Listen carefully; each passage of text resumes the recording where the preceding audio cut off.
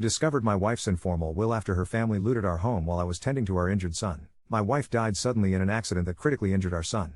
Suffice it to say, along with being shattered, the whole matter has me rather preoccupied. Her family arrived rather quickly and took charge of a lot of things, especially the funeral. It was helpful because my focus needed to be on my son. I was pretty much a guest at my own wife's funeral, because although I was there for a brief while, it was on a day when my son was scheduled for a rather serious procedure and so my time was divided.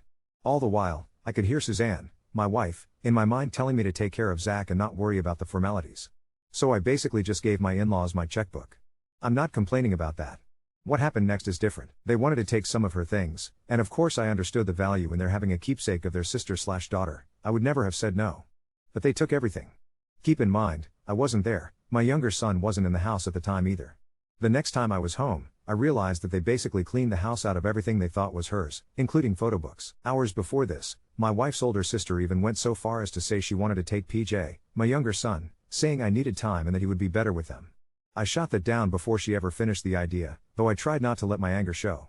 In the immediate, my feeling was I'm not going to deal with this right now. I simply didn't have the time or bandwidth to deal with it then. Not long after, my wife's sister called asking about several pieces of jewelry, claiming them as heirlooms to the family. That prompted me to recall a safe deposit box that my wife kept. I never thought we needed it. When I went to close it out, I found the jewelry. They're not getting the jewelry, but also among the papers, I found that she had a will. It wasn't formal, but it was detailed and I later learned that it is enforceable. Key to note, my brother-in-law, after learning that his wife took such things as our photo books, demanded that she return them. She refused. My lawyer has been communicating with me constantly since the accident. There are so many details, and I had already given him the will. When I told him that my sister-in-law refused to return the property, which rightfully belongs to our children, he told me he would make a written request for all items to be returned to the executor, me, in order that they can be distributed in accordance to her wishes and asked me to make a list. This was over a month ago. Today, I get a reply from some attorney stating effectively that I had given them permission, and so all items questioned were gifts. Are you f***ing kidding me? This reply came through my lawyer, wherein he said, now we play hardball. He said he'll seek an order, though I'm not sure if that requires a trial. I meet with him next week. I would be passive in the shadow of all this shit if it meant protecting my boys from a family upset, but a line has been crossed. I want my sons to have a good relationship with their mother's family. That's paramount and I would do whatever it took to ensure that. Now we're about to get into a legal dispute and things are likely to go badly. My last communication was with my mother-in-law, where she lost her mind on me. We had always been close, so this is all so strange to me. She was making demands that were unreasonable. The call ended abruptly when I explained that the boys were my children, that I would decide what is in their best interest, and suggested that she not test me. I'm done playing. I don't need this shit.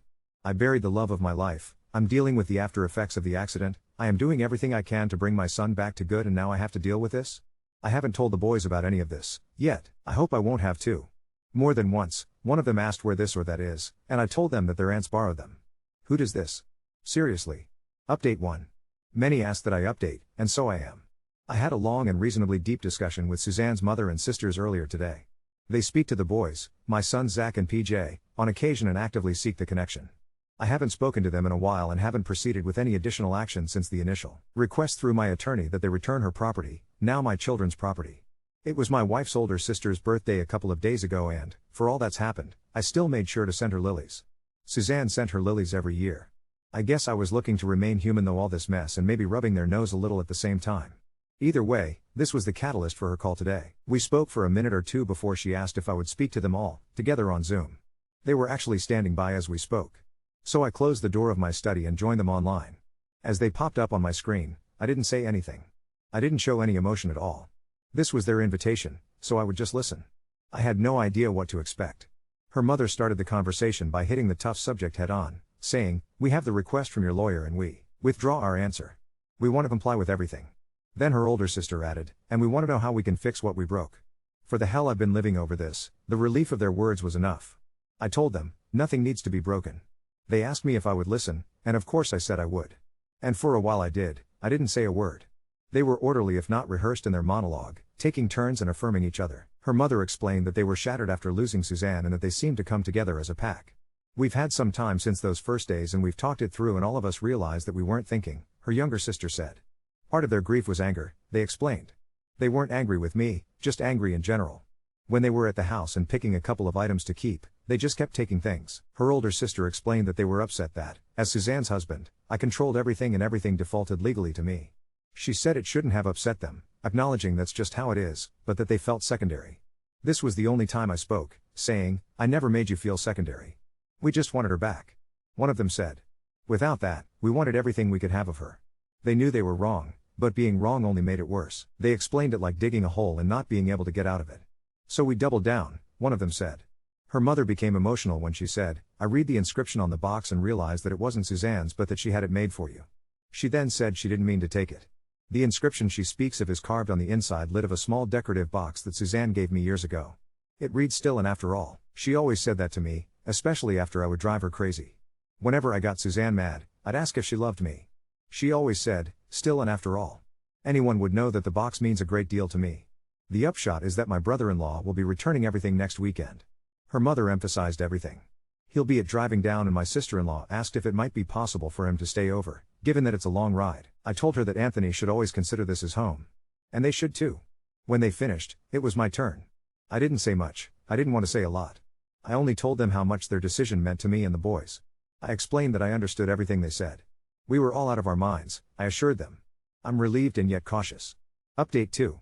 My brother-in-law, Anthony, arrived late last night. The boys were already in bed by then. I like Anthony, I always have, he's a good man. He was awkward initially, as if he had some reason to feel guilty. He didn't. I went to work right away at making him feel comfortable and the two of us had a beer outside on the patio.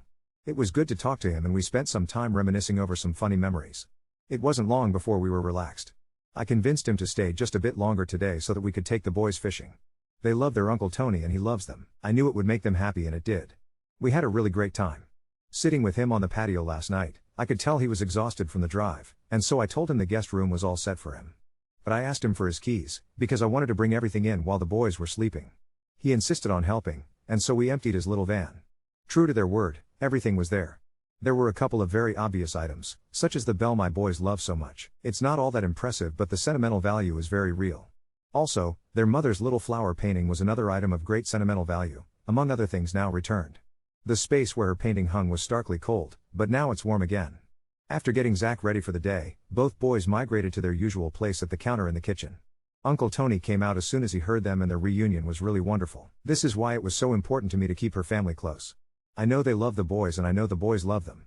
PJ noticed the bell almost immediately. He would hop excitedly as he went over to ring it.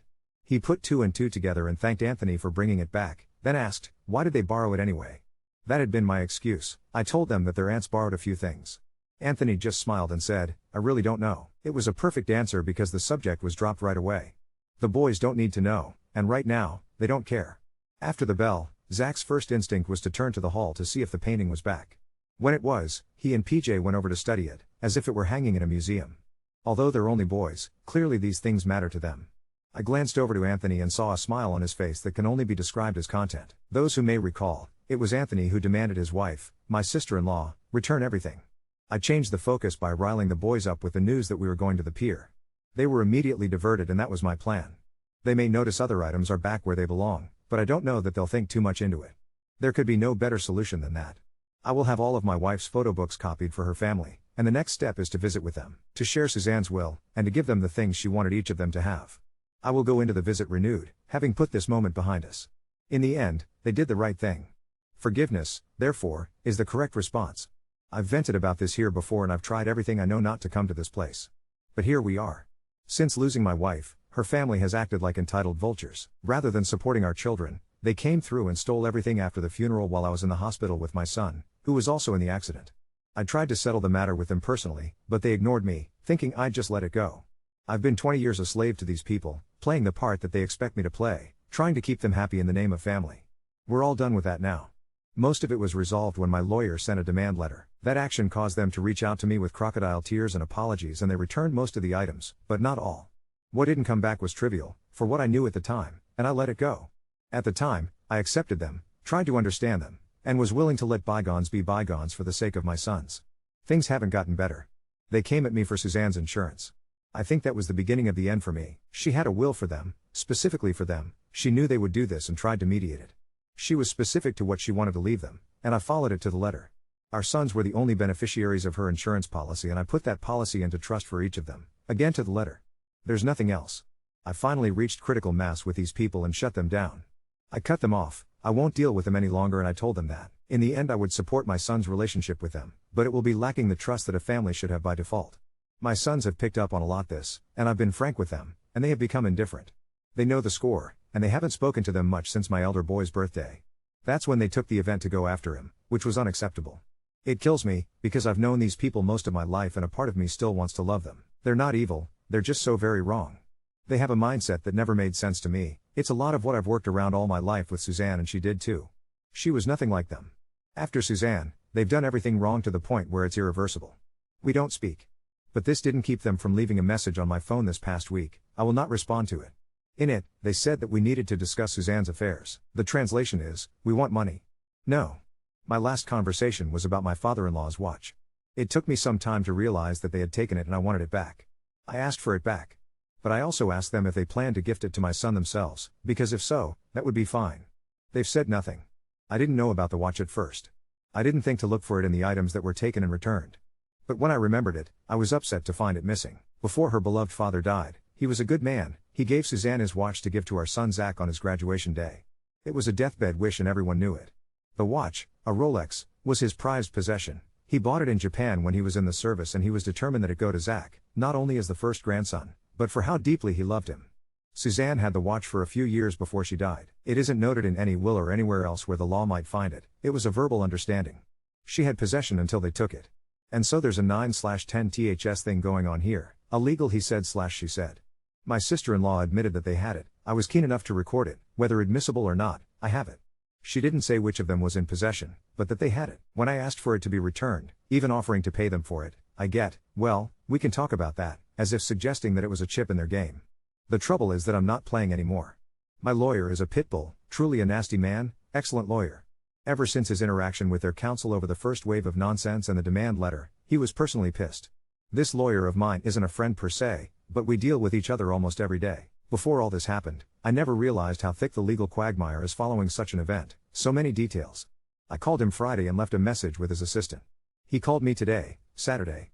He offered to meet me for lunch today. He needs my signature on another item, but we would also be speaking to this petty matter.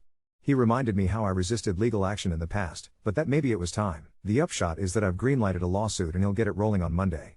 This action will not only cement my separation from them, but will also express my determination to no longer be fooled with. We agreed that it's primarily a message suit. My lawyer explained that it will go one of two ways. First, they will settle by complying, which they partially did last time, and that would be a win. The second is they fight me. If they fight me, I will lose, or best case gain a pittance of a monetary judgment. How much do you want the watch? He asked. Because if it goes that way, he said, the watch is gone. But he was clear to say that we would go forward anyway, adding, I will destroy them in a public forum. Given what they've put me through, and my sons through, he assured me that there's something to be said for that. He told me that he's going to send them a demand letter on Monday, next day delivery, all three, the mother and the two sisters, and give them a minute to reply. On Wednesday, I'll have them served, he said. We're not dicking around. I don't know if he was being metaphoric, but he said, I will breathe on their king necks like a nightmare. You'll pay the process server, the fees, but you won't get a bill from me. He told me. This is not complicated and it's the right thing to do. Last year, this would not have been imaginable. To me, every action I made as man was intended in the preservation of family. You do for family, is my motto. Typing that just now actually pisses me off. You have no idea what I've done for these people and for how long. I think this is the first month that I won't be paying the tax and utilities on my mother-in-law's house. I've paid them since Suzanne's father died. Years, it's part of cutting them off. There are so many examples, and yet for every one of them, I still don't feel like a sucker. I know I did the right thing. The trouble is that, in return, they did the wrong thing. So now I walk away. However this goes from here, it's out of my control, and maybe that's the way it ought to be. It is a mess of their own making. This isn't a sophisticated case, this is a small claim, but they can't ignore it, and the rules are very different. I've watched this lawyer on the offense, and it's a scary thing to see, even when he's curtailed by objections and the trappings of the court. These proceedings will lack some of that formality, and he's salivating. So I'll turn him loose. I'm ready to do that. I'll either get the watch back or I will make an unmovable point. If I win, my father-in-law's wishes, Suzanne's wishes, will be respected and my son will have what is his. If I lose, they will be publicly shamed for taking that away from him. Either way, I've come a long way this year. I'm no longer the man I was before. I'm not laying down to be rolled over anymore. One of these things needs to happen. I've had a shit ton of drama with my wife's family after she died suddenly. It started when they stole her things, now our children's things, on the day of her funeral, and it's only grown more complicated from there. It's been a real saga. What I didn't know immediately was that they also took a watch that my father-in-law gave to my wife before he died. I've rambled a lot here on this subject and I wouldn't want to put anyone through reading my old posts, so I'll just clip this little bit in, just so that this update might make sense. My lawyer told me from the start that I wouldn't win. He called the suit a message and that he would rip their lives apart, publicly, not only for the watch, but for everything they've put me and my boys through. I had reached a point where that was okay. So they were served and they provided their answer and a date was set, which is coming up soon. I had 2 missed calls from my lawyer today, but that's not unusual. I would just call him back in the morning. We have other business, and I didn't suspect his call was about the watch. I really haven't thought about it. I read an email from him tonight which proved otherwise. He wrote to tell me that they called him today and offered to settle by returning the watch. It was a small claim, so they hadn't lawyered up, and he spoke to my mother-in-law directly. He said she was emotionless. He told me that the watch would be sent to his office and he would let me know the moment it arrived. He insisted that it be insured and sent priority, and she agreed. So it's over. And it's not the watch, it's more than that. These are difficult people. My life as Suzanne's husband was a lot about appeasing them and keeping the peace. I never stood up to them, I only went with the flow in the better interest of family and focused on the good times. Whenever someone had to give an inch, it would be me, and they got used to that. But then they stole from my children and I became someone else. I think they're figuring that out now. I didn't blink. I don't know what any of this means going forward. I will always hope for a better relationship, if only for the boys, and I've wanted it all along and I offered them that. Zach doesn't know anything about this and I'm not sure he needs to. He's making up time and credits because of the accident, but he's on track and his graduation will come and it will be a spectacular victory. I want her family there, for his sake, and we'll let that play out for now. Tonight, I'll focus on the idea that his grandfather's wish will be fulfilled. I know that his mother would be very pleased. Personal comment: while OP is still active, they do appear to be moving on and dealing, so I've marked it as concluded. But like any story, life goes on and they continue to deal with things. OP has many posts that tangentially address the issue, and even more of him simply dealing with recovery from loss, raising his sons as a single dad, and just generally coping with things. I'd encourage you to read through his post history for some incredibly sensitive writing from someone coping with enormous trauma and complex challenges in an incredibly awe-inspiring way. Update 3. It's been several months since I last wrote about the watch situation. Life has moved forward, as it must, though not without its challenges. Zach's graduation is approaching quickly, and I find myself both excited and melancholic. Suzanne should be here for this milestone. The watch arrived at my lawyer's office as promised.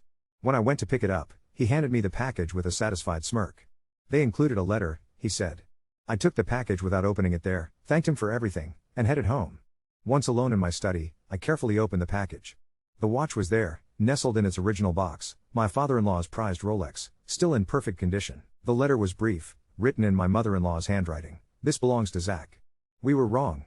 We hope someday you'll understand we were just trying to hold on to pieces of Suzanne. We miss her too. I sat with that for a while. The anger I'd been carrying began to feel heavy in a different way. Not gone, but transformed into something more complicated. I tucked the letter away in my desk drawer. Last weekend, PJ asked if we could invite his grandmother and aunts to Zach's graduation. It caught me off guard. The boys haven't spoken much about their mother's family lately, and I've been careful not to influence their feelings either way. Do you want them there? I asked him. Mom would, he said simply. That night, I called my mother-in-law. The conversation was stilted at first, both of us treading carefully. I told her about the graduation, gave her the date and time. There was a long pause before she spoke. Are you sure you want us there? The boys do, I said, and Suzanne would. Another pause. We'll be there. Yesterday, Zach found the watch in my desk while looking for a stapler. I hadn't planned how I would give it to him, but sometimes life makes these decisions for us. Dad, is this Grandpa's watch? He asked, holding it carefully. I nodded. He wanted you to have it when you graduated. Your mom was keeping it for you. His eyes welled up as he turned it over in his hands. I remember him wearing it. He used to let me hold it sometimes. Try it on, I suggested. It was too big for his wrist, but his face lit up anyway. Can I get it sized? Of course. It's yours now. Later that evening, as we sat on the patio, the same spot where Anthony and I had shared beers months ago, Zach asked me about his mother's family coming to graduation. Are you okay with that? He asked. PJ told me he asked you to invite them. I considered my answer carefully. Family is complicated, I said finally, but they loved your mother, and they love you boys. Some things are worth trying to fix. Even after everything? Even after everything. This morning, I received a text from my sister-in-law, the first direct communication in months. She sent a photo of Suzanne from college that I'd never seen before. She was laughing, her head thrown back, looking carefree and beautiful. The message simply read, "Found this. Thought you and the boys might want it." I showed it to the boys at breakfast. PJ studied it carefully before saying, "She looks happy." She was, I told him. Especially when she was with you too. I don't know what graduation day will bring. I'm not naive enough to think one watch and a few tentative communications will heal everything that's broken between us. But for my son's sake, and maybe even for my own, I'm willing to see where this goes. Update 4. Zach's graduation day arrived with perfect weather, sunny but not too hot, with a gentle breeze that seemed almost orchestrated for the occasion. I woke up early, my mind racing through a mental checklist while simultaneously trying to process the emotional weight of the day. Suzanne should be here. That thought never leaves me. PJ was unusually quiet at breakfast, pushing his cereal around more than eating it. When I asked what was bothering him, he looked up with those eyes that are so much like his mother's and said, "Do you think Mom can see us today?" I wasn't prepared for the question, but I found myself nodding. "Still and after all," I said, and he smiled, recognizing her phrase. Zach emerged from his room looking impossibly grown-up in his dress shirt and tie, his grandfather's watch gleaming on his wrist. We'd had it sized last month, and he'd been wearing it for special occasions since. He caught me staring and gave me a half smile. "How do I look?" he asked, adjusting his tie nervously. "Like your mother's son," I replied honestly. We arrived at the school early so Zach could line up with his classmates. As PJ and I made our way to the seats I'd reserved, I spotted them, my in-laws standing awkwardly near the entrance. My mother-in-law was clutching a bouquet of lilies, and both sisters were there with their husbands. Anthony waved when he saw us, and PJ broke into a run toward them. I followed more slowly, unsure of what to say after all this time, but my mother-in-law bridged the gap, stepping forward to embrace me briefly before pulling back to look at my face. "Thank you for letting us be here," she said simply. "It's what Suzanne would want," I replied, the same words I'd said on the phone. We sat together, this fractured family, with an empty seat between us that no one mentioned but everyone felt. The ceremony was beautiful in its predictable way, speeches about futures and potential, the calling of names, the turning of tassels. When Zach's name was called, we all stood, applauding perhaps louder than decorum suggested. I caught him looking at us, all of us together, and the smile that spread across his face was worth every uncomfortable moment. After the ceremony, during the mingling and photos, my younger sister-in-law approached me while the others were occupied with Zach. "I found something else," she said quietly, handing me a small envelope. It was in a book of hers I borrowed years ago, before everything. I only discovered it last week. Inside was a birthday card Suzanne had written to me but never given. It was dated just days before the accident. I couldn't read it there, surrounded by people, but I thanked her with a nod that conveyed more than words could. We all went to dinner afterward, a reservation I'd made for just the boys and me, hastily expanded to include the extended family. The conversation was stilted at first, careful topics and excessive politeness, but as the evening progressed, something shifted. Anthony started telling stories about Suzanne as a teenager, and soon we were all contributing memories, laughing at some, growing quiet at others. PJ was fascinated, hearing stories about his mother he'd never heard before. "Tell more about when Mom was little," he kept saying, and my mother-in-law obliged with tales I'd never heard either. As dessert arrived, Zach cleared his throat. "I have something to say," he announced, looking suddenly nervous. He reached into his pocket and pulled out a folded piece of paper. "I found this in Mom's jewelry box a few weeks ago. Dad gave me the key when I turned 18. My heart stopped. I hadn't known he'd been looking through her things. "It's a letter she wrote to me for graduation," he explained, his voice steady though his hands trembled slightly. "I want to read part of it to all of you." The table fell silent as he unfolded the paper. "My dearest Zach," he read, "if you're reading this, it means you've reached a milestone I've been imagining since you were born. I write these letters for all your big moments, hoping you'll never need to read them, but wanting you to have my words if somehow I'm not there to speak them." He paused, swallowing hard before continuing. "Remember that family is complicated but essential. We don't choose our family, but we do choose how we love them. Choose generosity and forgiveness when you can. Choose boundaries when you must. But always choose love, even when it's difficult. Especially when it's difficult." My mother-in-law was openly weeping now, and I wasn't far behind. "Your father taught me that," Zach continued reading. "He has always been the one to build bridges while I've sometimes been too quick to burn them. Learn from him in this." Zach folded the paper carefully and looked around the table. "I think she'd be happy to see us all here today." The silence that followed wasn't awkward but reverent, as if we were all acknowledging the presence of the person missing from our table. Later that night, after the boys had gone to bed, I sat on the patio and finally read the birthday card my sister-in-law had given me. Suzanne's handwriting filled the inside, her words both mundane and precious. "To my husband on his birthday, another year of driving me crazy and loving me anyway. Still and after all, right? I'm planning something special for this weekend, so act surprised. The boys are in on it. I love you more than you'll ever know." I sat there for a long time, holding that card and watching the stars. The wound of her absence will never fully heal, but something had shifted today. The jagged edges seemed smoother somehow. My phone buzzed with a text from my mother-in-law. "Thank you for today. Suzanne would be so proud of the man Zach has become. And of you." I typed back simply, "Still and after all." Tomorrow, we would begin the work of rebuilding what was broken. It wouldn't be easy, and some days it might not even seem possible. But today had shown me that Suzanne was right, family is complicated but essential. And sometimes, even after everything, there's a way forward if we're willing to take those first difficult steps together.